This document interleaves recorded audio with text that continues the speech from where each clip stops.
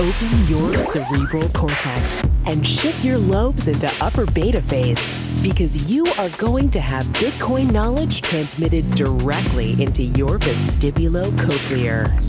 Your host of Bitcoin Knowledge is Trace Mayer, an early Bitcoin advocate since it cost $0.25, but this is not intended to be investment advice. A doctor of jurisprudence, but this is definitely not legal advice. And an investor in core cryptocurrency infrastructure, including Armory, BitPay, Kraken, and Mitagio, but this is not a recommendation of those services. Here, you get fed via direct mind download with pure and free Bitcoin knowledge. Welcome back to the Bitcoin Knowledge Podcast. We have an exceptional interview today with Brian Donegan. He's head of operations over digital business for the Isle of Man government. For those who don't know, the Isle of Man has been very friendly towards Bitcoin. Brian, can you give us a little bit of background on how we've gotten here and what the Isle of Man's approach they're taking to Bitcoin specifically? Sure. Maybe if I could wind it back a little bit, Trace, and just give you a little bit of context, perhaps. The Isle of Man is a small island between Ireland and England. For those listeners who don't know where it is, we are a population of 85,000 people, and the financial services industry has been our main industry for the last 30 years. Government decided to diversify into digital business about 10 years ago with e-gaming, or iGaming. That's gambling online. That's now become 10% of our gross domestic product, 10% of our economy. And early this year, we started to receive a lot of interest from the digital currency community. They saw the opportunity in the Isle of Man was a place or a destination or a jurisdiction as a go-to place for digital currency, simply because we had the credentials in digital business. We have a technology platform that is second to none. We've got the bandwidth, we've got the power supplies. In fact, we have so much power, we're self-sufficient and export power to the United Kingdom national grid. We also have just introduced a regulatory framework in June of this year, 2014, which we believe deals with the needs of the industry. And the needs of the industry, as far as we see it, is to basically do two things: welcome quality business into the Isle of Man, while at the same time keeping crime out and protecting the consumer. And for us, it's been very much a case of getting the balance right and making sure that the controls that we've brought in are fair and balanced and encourage good quality businesses. While those laws have got to be enshrined in our legal framework, we're expecting that to happen in January 2015. But in the interim, we've found that we have about 20 to 25 companies have already come to the Isle of Man and have established there in anticipation of that regulation falling into place in early next year. So we're very encouraged by that. There's about 50 to 60 people gainfully employed in the industry. Doesn't seem like a lot, but when you consider the Isle of Man is a population of 85,000, it's significant. So we're doing everything that we can to provide the right legal and regulatory environment to support the digital currency industry. Yeah, I'm actually an investor in Mitagio, which is an Isle of Man company. Sure. And we pay attorney's fees to Maitland there in Isle of Man. Sure. And we very good firm. And we've actually done business for quite a long time in Isle of Man and in Jersey, because Mitagio is a spin-off from another company. It's important for people to understand, like, when the regulatory climate is not friendly, then the business and the job creation goes somewhere else. Absolutely. And if we want to be creating the jobs, then we need to create an environment where the innovation can happen. Absolutely. And so that's very exciting to see that the Isle of Man is being friendly towards this innovation in this new technological framework. Sure. Now, the Isle of Man also, it's an international business center. Correct. All types of things like registries, like aircraft, yachts. Private jet aircraft, exactly right. Shipping and satellite slots are very much part of the whole offering in relation to our registration regime. And the trust industry is also pretty large out of the Isle of Man. It is. Corporate service provision, or CSPs as we would call them, or TSPs, trust service providers, is a huge part of our financial services industry. So our financial services industry comprises traditional and offshore banking, but also the life sector, insurance sector, investment funds, and, as I say, CSPs and TSPs. So what is it that that the Isle of Man kind of sees with Bitcoin and its potential application to all these different industries and sectors? I mean, is it Bitcoin 2.0 where we're able to represent other assets on top of the blockchain? Is it like trust management? I mean, what? We see that the underlying technology, which is the peer-to-peer encryption piece, is the most significant development that we've seen in years. And while the first iteration of that, or the first application of that, is in currency, and we're happy to embrace that, we see that long-term, the opportunity really lies in the other applications that are going to come from that. And we see that the long-term opportunity for the Isle of Man government is that as these new iterations emerge, the demand will be for the core developers to be attracted into these new emerging sectors. The demand will actually come on core developers who have already done the first iteration. Now, if they're in the Isle of Man, then clearly that will attract new businesses in. So that's very much part of our thinking. So we're very much a centre of excellence for technological businesses. We've got a very strong technology platform in the Isle of Man where we've got masses of bandwidth, fantastic array of web data centres, and also we've got the telecoms interconnectivity piece. So it's that combination of things, that amalgam of things that really is attractive in the Isle of Man. The other one that we haven't mentioned is corporation tax. It's a hugely significant part of any firm's needs and demands. The Isle of Man has a neutral rate of corporate tax, or zero. So all companies in the Isle of Man are rated at zero for corporate tax, except banks who are rated at 10%. We have no tax on dividends and there's no capital gains tax. So it's a very, very attractive proposition for businesses, particularly in the early and startup stages of their development. And we also spend a lot of time talking to startups, particularly in the digital business and also in digital currency. One of the first pieces of advice that we give them is that they have to understand that the real intrinsic value in their business is going to be in their intellectual property, and that it's important early on they get good advice to make sure that they get their intellectual property registered in a jurisdiction like the Isle of Man, which has very, very favourable tax rates. Whereas if they wait and delay that procedure, they could find that the IP is actually worth several millions, and then they might find the difficulty of moving that valuation of IP into an offshore jurisdiction where they might find that difficult to do. And the revenue recognition that's generated from the use of that IP, where you can actually decide where to have that revenue recognition happen. It might be better to recognize revenue in Isle of Man than some other jurisdiction. And of course, people ask all the time, you've got very, very little tax to pay in the Isle of Man. What's in it for you? Well, what's in it for us simply is that as we attract in new digital businesses into the Isle of Man, all of those firms will require legal assistance, they'll require banking assistance, accountancy, audit assistance. And of course, the Isle of Man professional service community is a very well established and a very successful sector of our economy. So as those businesses come in, they will require those services, and of course those accounting sectors will expand and of course require additional jobs.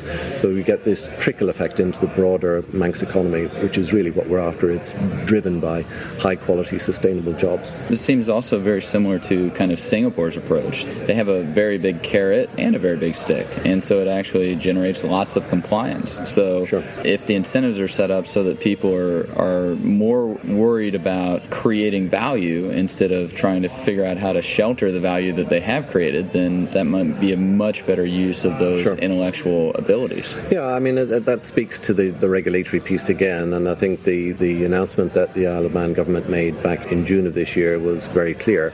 We said that we wanted to protect the consumer, we wanted to keep crime out, and we wanted to approach the opportunity in a balanced way. And the way that we've proposed doing that is to put an amendment onto existing legislation, which is our Proceeds of Crime Act. That's currently going through Parliament at the moment, and we would expect that to be in place for January 2015. Essentially, in the fullness of time, it will allow our regulators to be able to have access to the books and records of the firms that have become registered in the Isle of Man, as opposed to being licensed. So there's a subtle difference between the two, and that anybody that isn't abiding by the usual AML codes and the KYC codes will obviously have questions to answer and have to bear the consequences of that. Anybody that is running a first-class business or premium quality business has nothing to obviously be afraid of in that sense. Yeah, and when companies we can take the current AML KYC framework and apply it to Bitcoin, and that's what FinCEN has decided to do, and they testified before the U.S. Senate that, they have the tools to do the investigations that they need to do with regards to criminal activities. So, you can keep the crime out and yet have all of this innovation happening. Yes. Just on that subject, in relation to the innovation, what we're finding is that outside of the exchanges, the other types of businesses that are coming to us that we're seeing in government are mainly in the compliance space, but they're also in the hardware, software, mining space as well. And indeed, some of the miners are very attracted to the fact that the Isle of Man is self-contained in relation to its ability to generate power. So that's a hugely significant part of our package, if you like, in terms of selling the Isle of Man. We derive our power from natural gas, from some hydro, and from oil. It's a diversified approach, again, on the power side. Yeah, that's going to become, I think, increasingly important, finding jurisdictions where your mining equipment is safe. Because mining is such a critical aspect of the Bitcoin ecosystem, but we're seeing that as Bitcoin gets larger, there's more centralization happening in the mining industry, and you don't want to make these large capital investments, but do it in a jurisdiction like Venezuela, for example. I mean, that could be very problematic. Sure. When we're looking at Bitcoin, what are the things that you're concerned about? I mean, besides obviously the crime, what else might be on the concern of a government or a regulator? I guess one of the things that the Isle of Man is most widely known for is how open the government is, and also how nimble the government is in terms of being able to identify a niche opportunity and to be able to address that in a fair and balanced way, always protecting the consumer and always keeping crime out. I think one of the challenges perhaps in the current iteration of digital currency is keeping abreast of developments because things are moving so incredibly quickly. We heard at the conference today that 1 month in the world of Bitcoin is like a year on the internet, and I think what we're going to see in future is that speed increasing rather than slowing down. So one of the challenges for us is to actually keep abreast of developments. Yeah, I would completely agree with that, and I think that it's actually very difficult for the larger institutions out there to just have the institutional knowledge about Bitcoin. I mean, this is a highly complex, specialized space. Yes. I mean, I'm involved in it, and I have a profit motive. It's not like I'm just drudgery 9-to-5 job. I mean, I'm passionate and love this stuff, and yet there's so much happening in it that I'm just not aware of anymore because it's turned into this whole industry and grown in its size and scope. And I personally, I've spent significant amounts of time helping people from SEC, IRS, FBI understand Bitcoin and things of that nature, and being able to distribute out this institutional knowledge is very important, and part of it is just being able to have someone that you can go to lunch with and talk about it. Sure. I mean, if you've got the companies on your island, oh man, that's super helpful. Now you've got people that are in the industry that understand what's going on. They're the good actors, not the criminal actors, and they'll talk with you and share their knowledge with you. I would think that would be very helpful for you guys. Yeah, absolutely right, and I can't emphasize enough just how exciting it has been for us as a government to see not only the speed and the development of this industry on the island, but also the reputation of the island has been enhanced simply because when we brought in the regulations for gambling online or e-gaming, or iGaming as they call it in the States, we had two clear objectives. We saw that there was, on the one hand, there was the need to really go after the premium end of the business, but also to keep crime out and to have a regulatory framework that was going to be first class. Within a very short period of time, once we put that in place, we had poker stars arrive on the Isle of Man, and then the cluster effect quickly followed after that. I believe we're starting to see a similar example of that happening now with digital currency. So we made the announcement back in June that the government was going to introduce these measures to protect the consumer, keep crime out of the island. Also, the fact that we're here this week in Vegas at this convention, we've got lots of other plans in terms of getting the word out by promoting the Isle of Man and building awareness of the Isle of Man. And what we're finding is that our credentials in gambling are very well known now and very well established, and the correlation that exists between gambling and crypto is becoming well entrenched. So this has made our life a little bit easier in the sense that when we engage people in conversation, they recognize the Isle of Man brand, they recognize its success as a jurisdiction in e-gaming, and so it makes the transition into the discussions about digital currency that bit easier. Yeah, so Mark Andreessen, one of the largest Silicon Valley VCs, he's kind of made this comment that, we won't just have Silicon Valley, we'll have Drone Valley, and that particular jurisdiction or area might have regulations that are friendly towards drones, and then that'll attract a lot of the entrepreneurial actors there. And then there will be maybe Biotech Valley and a 3D printing valley. Sure. Well, maybe it's not going to be a valley, it's going to be an island, right? It's going to be Bitcoin Island. It's funny you should say that, because one of the strategic visions that we have in the Isle of Man is a government document called Vision 2020. And Vision 2020 is basically a strategic roadmap as to how we're going to achieve our strategic objectives by the year 2020 across technology. And we do refer to the Isle of Man as Tech Isle, because we're now finding that, we have a proposition in relation to biotech, we have a proposition in relation to digital business. And when you break that down, we've spent a bit of time now talking about e-gaming, digital currency. Some of the other sort of areas that are interesting to us are computer games, for instance. Gartner and Forrester have valued this industry at over 100 billion forecast by 2017. The Isle of Man is in a very, very good position to take a piece of that or a portion of that market share. It has the credentials, it has all of the necessary elements to put a investment grade proposition together. And so that's another area that we're working on behind the scenes. Yeah, I think that's going to be a huge area for Bitcoin to penetrate, is like with BitPay and Zynga, for example, we have a 2-click purchase inside the Zynga game where you're able to buy your carrots or your Farmville house or whatever it is. With Bitcoin, it's like 2 clicks, bam, done. Yeah, so we're getting convergence going on between e-gaming and the digital currency space and Bitcoin. And I think we're going to see more and more of that as time goes on. I guess I was distinguishing not just the gaming that's not gambling related. Right. Like Kim Kardashian's app, I think it does $700,000 of sales every day or something like that. I mean, it's just huge amounts of money to go through these Farmville games or Zynga games or things like that. And, having it go through a jurisdiction where you've got a favorable valuation on your IP and good tax treatment, like that could all be very friendly to developers. Well, from an Isle of Man perspective, again, people ask the question, why do these businesses come to the Isle of Man specifically? From a tax perspective, all businesses are global now. So a lot of the businesses that we're seeing are actually coming to the Isle of Man to set up their global hub or their global headquarters in the Isle of Man, simply because of 2 reasons. A, because of the technological platform that I mentioned in terms of the telecoms, the bandwidth, and the data centers and power, but also because of the zero corporate tax or neutral tax that we offer. So essentially what that means is that if you're a global business and you're headquartered in the Isle of Man, all of the revenue that you generate in your enterprise, provided it routed through your Isle of Man headquarters and going through Isle of Man banks and through an Isle of Man registered company, that money is effectively treated for zero corporate tax. So you hold on to the profits that you make. So the ability to affect the bottom line is absolutely enormous. Yeah, and how are we going to see being able to bring talent to the Isle of Man? Like we've got like Chile, for example, they have the startup Chile, that's like $40,000 from the government. If you're sponsored by a VC, you can get a visa into Canada much easier. Like, are there any types of programs like that with the Isle of Man, to bring in our talent? Sure. 2 things I would say about that, Trace. One is that we have a ICT university planned to be developed in the Isle of Man in the immediate future. The plans for that are currently before our Parliament to be approved, which we'd expect to see in the next few weeks. From our perspective, we would see that there's a particular angle on the ICT university that we see. In the UK, a lot of ICT universities have produced graduates that have debt of £40,000-50,000, but with no job to show for it at the end.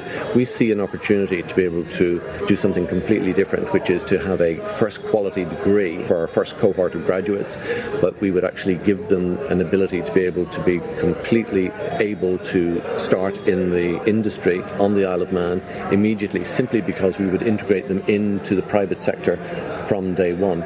So this is government and private sector working closely together so that graduates in their first year, second and third year would actually be released from their studies to work in the e-gaming space or in the digital currency space for a day or 2 to get the critical skills needed. And of course, up to each individual undergraduate to make themselves indispensable and secure a job offer for themselves at the end of that period.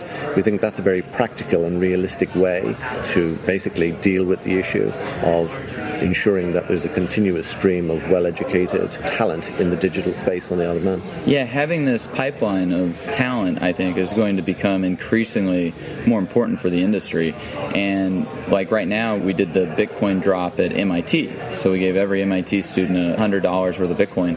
That's, good, but it's only kind of a one-time thing. It's not a long-term sustainable pipeline of new talent coming in. And the talent being able to get Bitcoin-specific experience, it sounds like they're going to be be able to do internships and all types of things like from Correct. day one of going into school, right? That's the plan. You also mentioned on the financial assistance side, our government has a financial assistance program currently available on an application basis. And essentially what it can deliver is up to 40% of your capex required in year one if you're a new business coming into the Isle of Man, but it's on a successful application basis, of course. And the ability for that to affect your bottom line in a positive way can't be emphasized enough. We think that would also be another major positive feature, if you like, to put into the mix when anybody's considering coming to the island. So we've sort of covered the technological platform in terms of regulation, the regulation, etc., the ability to be able to find talented staff, but also the ability to be able to access government assistance, grant assistance for those emerging businesses as they start up in their first and second year. Well, I know, having invested in quite a few of these Bitcoin companies, I would prefer that my companies get this preferential 40% on CapEx instead of spending all this money paying attorneys to decipher regulation that's not even friendly or coherent in a lot of cases and very uncertain. I mean, that definitely impacts the potential ROI decision for the investors, for the VCs. And so, it looks like Isle of Man is just trying to put an offer out there that is just irresistible for venture capitalists to consider the island and fund companies that want to be based out of there and people who want to go there to create the value. Sure. Well, one of the things that we haven't touched on, and that is the island has in the past been used as a testbed for research and development for technology. A very good example of that was the O2 developed the 3G technology in the Isle of Man and was second to launch it after Docomo of Japan back in 2000. They installed 27 base stations around the Isle of Man to develop the technology there. The Isle of Man is considered to be an ideal miniaturized ecosystem of the UK from a population profile and from a geography profile. So we have lots of opportunities to take new technologies in the digital space that are in the R&D phase. And again, venture capitalists would be very interested in this side of it. It's another string to our bow, if you like, that the Isle of Man can actually offer the R&D piece as part of the package. Yeah, you get to do a lot of your testing. You get to figure out what your target market wants, know whether or not to actually build it, because everybody knows about the Segway. It was going to change the world, and it just flopped. Yep. The last thing we need to be doing is building stuff that people don't want and spending all the money doing it, and then paying lawyers to tell us about regulation that's totally uncertain. Instead, we can know which itches are there that need to be scratched because our consumers can tell us because we're able to test and experiment there. Sure. I think this is highlighting a larger trend that jurisdictions are going to have to be more friendly to innovation and to the human capital in order to attract it and retain it. And that's really what the Isle of Man seems to be doing. They've identified this huge potential trend that's currently sucking in all the mind share of the brightest computer developers out there. And they're saying, you know what, come to our place. Yes. The educated people, the people who are going to be generating lots of money, the employees that need to be paid lots of money. I mean, you're come here. Sure, we want you in our jurisdiction. Very definitely. Very, very definitely. Investment money will go to where it's best treated. And, we see the Isle of Man as an investment-grade jurisdiction. Yeah, and North Korea, they don't treat investment money very good. And they're still, they're using 1950s technology. And so that's really what happens to the jurisdictions that don't embrace and create a climate for this innovation and this technology and this change. We see our role in government as being two things, really, to create the necessary environment to allow business to flourish. And we also are using jobs and the number of quality, sustainable jobs as the measure of our success. That's ultimately how we can define how successful we are. Well, that's been wonderful. We're a little bit over time now. I'd just like to really thank you for being on the podcast with us. No, my pleasure. Brian Donegan, Head of Operations of Digital Business at the Isle of Man, one of our crown dependencies in the UK. So thanks for being with us. Thanks very much for the opportunity. Be sure to get a copy of the free Bitcoin Guide at freebitcoinguide.com. Got a question or suggestion? Record your voice at bitcoin.kn. Don't be shy. To help the show, share bitcoin.kn with friends, post about it on Reddit, and otherwise spam the interwebs. Your iTunes comments and 5-star reviews are very important to us. Please continue tuning in to the Bitcoin Knowledge Podcast, where we release interviews with the top people in the Bitcoin world. Now take some choline and let that Bitcoin knowledge consolidate.